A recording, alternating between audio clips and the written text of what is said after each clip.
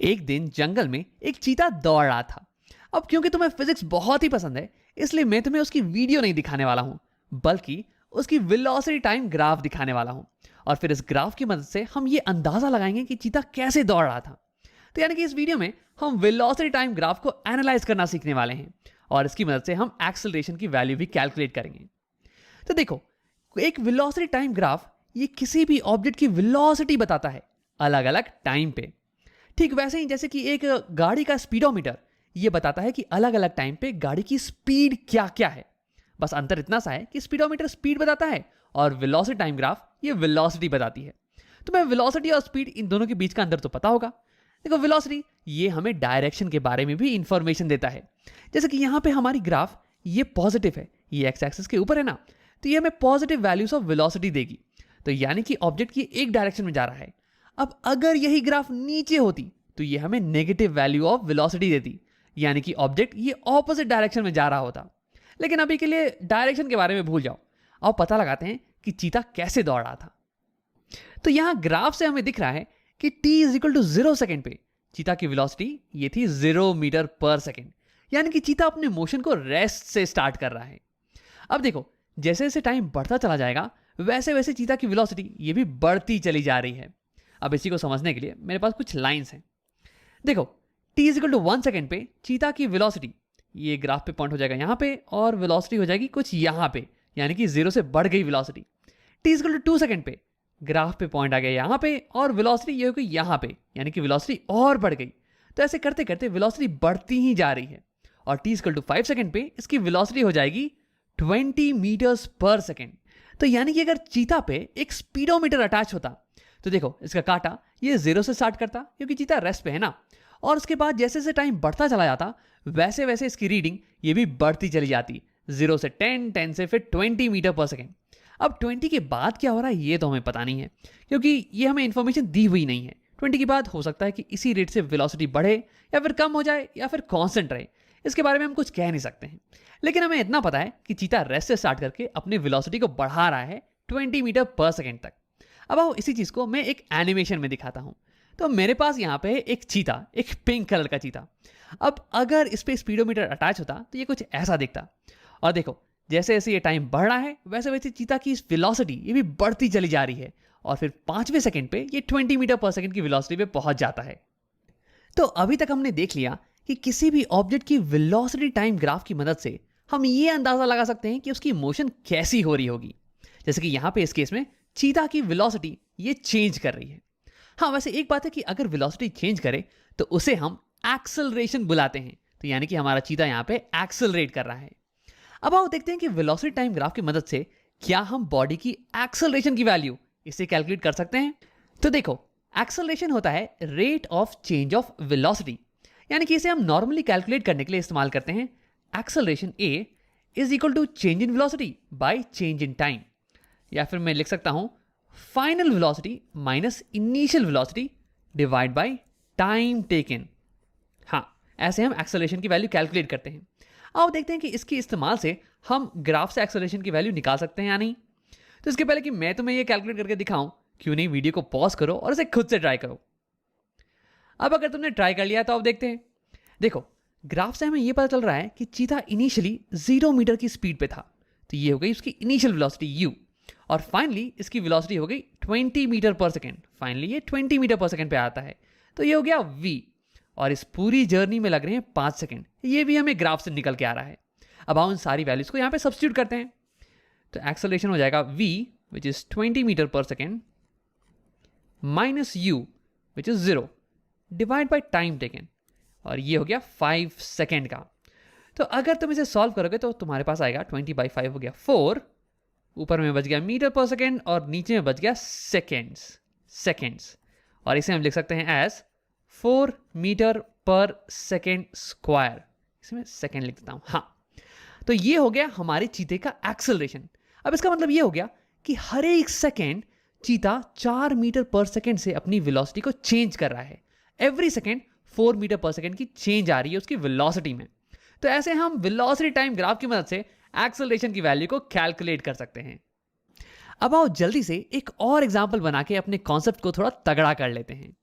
तो इसी जंगल में एक और जानवर था, एक बहादुर हिरन, डियर, जो कि हमारे चीता को दौड़ा रहा है, हमारे चीता का पीछा कर रहा है।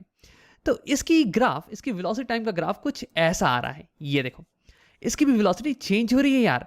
तो आओ इसकी एक्सेलरेशन की वैल्यू को कैलकुलेट करते हैं। अब इससे पहले कि मैं करूं, वीडियो को पॉज करो और खुद से ट्राई करो।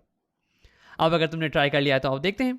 देखो इस ग्राफ में हमें दिख रहा है कि इनिशियल वेलोसिटी t=0 पे हिरन की वेलोसिटी थी 0 मीटर पर सेकेंड, और फिर 2 सेकंड के बाद इसकी वेलोसिटी पहुंच गई है फाइनल वेलोसिटी 20 मीटर पर सेकेंड। तो इसकी एक्सेलरेशन को कैलकुलेट करने के लिए हम सेम फॉर्मूले का इस्तेमाल करेंगे। Acceleration a = v - u / t। v हो गया 20, u हो गई 0, और टाइम इसमें पूरा लग रहा है 2 सेकंड का।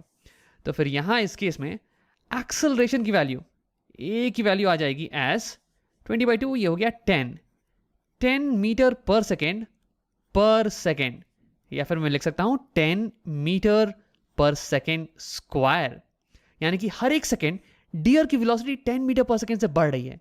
तो यार ये डियर की एक्सेलरेशन ये तो चीता से भी बहुत ज्यादा है। चीता तो बस 4 मीटर पर सेकेंड स्क्वायर आ रहा था। और ये जाहिर सी बात है, देखो ये हमारा हिरन ये 2 सेकंड में ही 0 से 20 पे पहुंच जा रहा है, लेकिन हमारा जो चीता है, ये मैं इसके भी ग्राफ दिखा देता हूं। ये जो हमारा चीता है इसे 5 सेकंड लग रहे हैं 0 से 20 पहुंचने में। तो ये तो जाहिर सी बात है कि हमारे हिरन की एक्सेलरेशन ज्यादा है।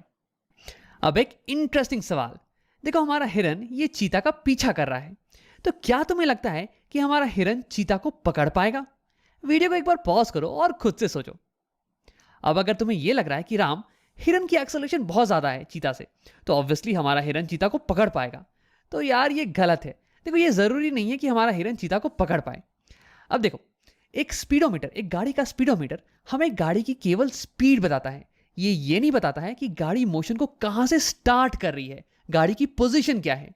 ठीक वैसे ही वेलोसिटी टाइम ग्राफ ये अलग अलग टाइम पे वेलोसिटी तो बताता है, लेकिन ये नहीं बताता है कि ऑब्जेक्ट कहां पे है, उसकी पोजीशन क्या है, या फिर वो कहां से मोशन को स्टार्ट कर रही है।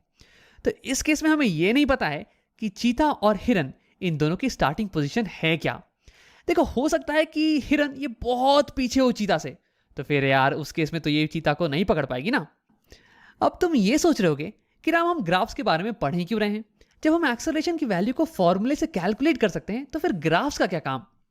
तो देखो यार अगर तुम्हें ग्राफ्स को पढ़ना आता है तो तुम बहुत सारी चीजों को केवल ग्राफ को देख के ही बता सकते हो, तुम्हें कैलकुलेशन करने की जरूरत ही नहीं पड़ेगी। जैसे कि इस केस में हमें आया कि डियर की एक्सेलरेशन ये हाई है, और अगर तुम डियर के ग्राफ को देखो तो इसके ग्राफ ये ज्यादा स्टीप है। स्टीप मतलब कि ये ज्यादा खड़ी है। मतलब कि अगर तुम समझ लो कि ये एक पहाड़ है, तो इस पहाड़ को चढ़ने में ज्यादा मेहनत लगने वाली है। देखो अगर ये पहाड़ और ये पहाड़ को कंपेयर करें तो इसे चढ़ने में ज्यादा मेहनत लगने वाली है, यानी कि ये ज्यादा स्टीप है। तो यानी कि मैं कह सकता हूं कि अगर वेलोसिटी टाइम ग्राफ ये एक स्टीप लाइन आए, ये ज्यादा खड़ी हो, तो यानी कि एक्सेलरेशन हाई होने वाली है, और अगर ये लेस स्टीप हो तो एक्सेलरेशन कम होने वाली है। और इसलिए हमें ग्राफ्स बहुत ही पसंद है, क्योंकि ग्राफ्स को हम देख के ही बहुत सारी चीजों को बता सकते हैं, कैलकुलेशन की कोई जरूरत ही नहीं पड़ती है। अब एक आखिरी चीज, इस स्ट्रेट लाइन पे ध्यान दो। देखो इस स्ट्रेट लाइन की स्टीपनेस ये हर जगह बराबर है, ये कांस्टेंट है। मेरा मतलब है कि अगर एक पहाड़ है और इस पे तुम चढ़ने की कोशिश कर रहे हो, तो अगर तुम यहां पे हो या फिर तुम यहां पे हो या फिर तुम यहां पे चढ़ाई कर रहे हो, तुम्हें हर जगह चढ़ाई करने में डिफिकल्टी बराबर अमाउंट की आने वाली है। देखो ऐसा नहीं होगा कि यहां पे चढ़ाई करना आसान हो जाए या फिर यहां पे चढ़ाई करना मुश्किल हो जाए।